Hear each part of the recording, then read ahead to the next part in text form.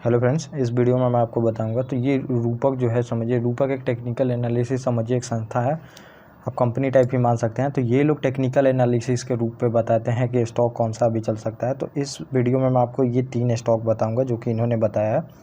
तो ये swing trading के लिए बताया है। स्विंग ट्रेडिंग आप भी जानते होंगे, पोजीशन बनाया जाता है इसमें हफ्ते दिन के लिए, 5 दिन 10 दिन मैक्सिमम 1 महीने तक का पोजीशन बनाया जाता है। और इसमें एक टारगेट फिक्स रखा जाता है कि जैसे 10% टारगेट हो, 15% टारगेट हो, 20% भी टारगेट होता है। किसी किसी को तो देखेंगे कि स्विंग ट्रेडिंग में 50% भी मिल जाता है।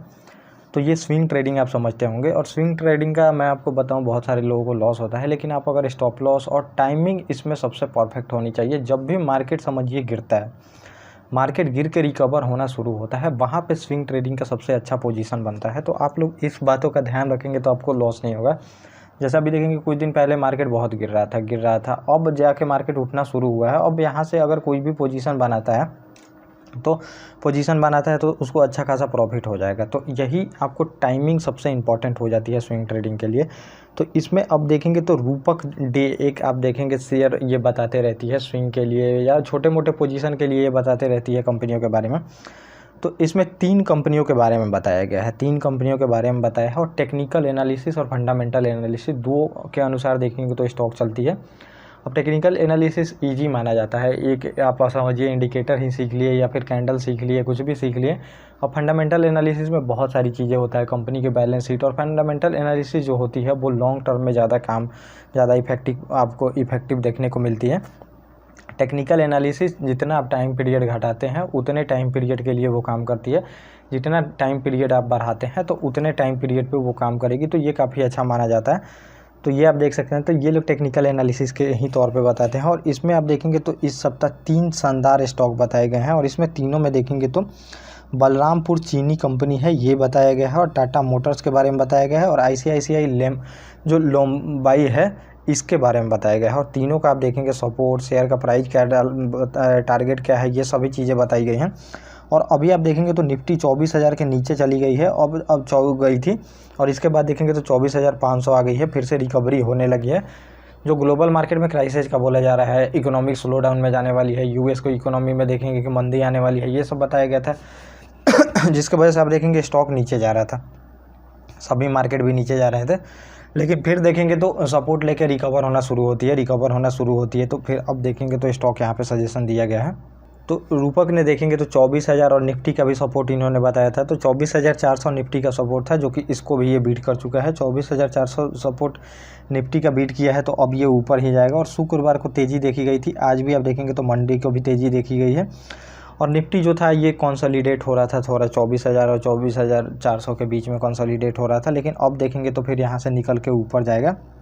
और IT सेक्टर में अभी निफ्टी में तेज़ी बनी रहेगी, ये इनके द्वारा बताया गया है। और बैंक जो है ये कि नीचे जा रहे थे, अब बैंक भी अच्छा करने वाले हैं। कुछ बैंक के वजह से जो बैंक निफ्टी है, बैंक निफ्टी के शेयर और चार्ट जो है ऊपर जाने का काम यहाँ पे करेंगे। तो ये भी आपको यहाँ पे फ़ायदा देखने को मिला है। और 3 शेयर के बारे में इन्होंने बताया है।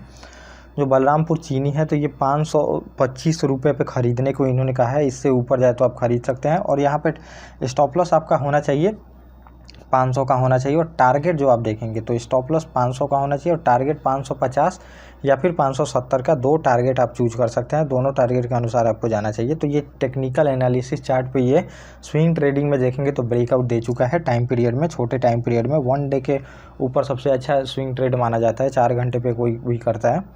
तो ये आपको देखने को मिलेगा। और दूसरा स्टॉक यहाँ पे बताया गया है टाटा मोटर का। और इसका आप देखेंगे तो 1100 से ऊपर खरीदने को बोला गया है। और 1160 आपका टारगेट रहेगा। और 1169 जो रुपये है, ये आपका स्टॉप लॉस होना चाहिए। तो ये भी आप देखेंगे तो टाटा मोटर जो है ये दैनिक RSI जो होता है, RSI इंडिकेटर है, इसमें बुलिश दिखा रहा है। और मतलब ताकत की संकेत दे रही है, यहाँ पे ऊपर जाएगा। और RSI जो है ये क्रॉस ओवर दे रहा है, समझिए यहाँ पे RSI MACD ये भी क्रॉस ओवर दे रहा है। तो यहाँ पे आप ले सकते हैं।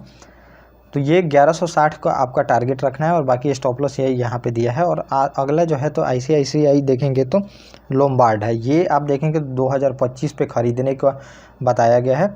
और लगभग 2200 का यहाँ पे टारगेट रखा गया है और 1974 का स्टॉप लॉस यहाँ पे फॉलो करने के लिए बोला गया है।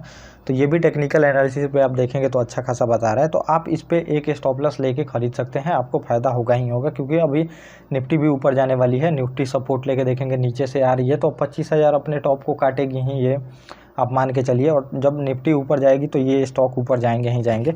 और ये टेक्निकल एनालिसिस जो मैंने बताया ये सबसे अच्छा होता है। और टाइम पीरियड सबसे ज़्यादा इंपॉर्टेंट होता है। टाइम पीरियड अगर आप सही यूज करते हैं, जब भी मार्केट गिर के और उठना शुरू होती है वहाँ पे अगर स्टॉक को ख़रीदते हैं तो आपके लिए काफ़ी फ़ायदेमंद होता है।